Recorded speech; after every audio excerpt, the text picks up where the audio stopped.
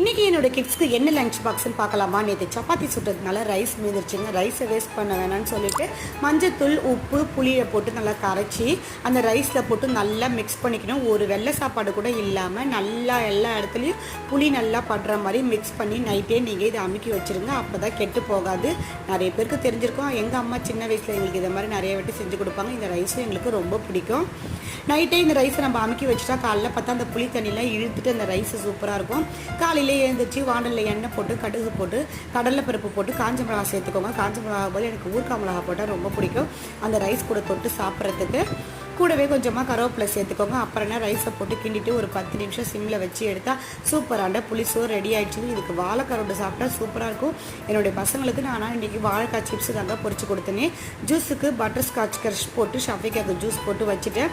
நாளையிலேருந்து நம்ம சேனலில் ஈவினிங் ஸ்நாக்ஸ் வீடியோ போடுவோம். அதை பார்க்கணுன்னா நம்ம சேனலுக்கு சப்போர்ட் பண்ணுங்கள்.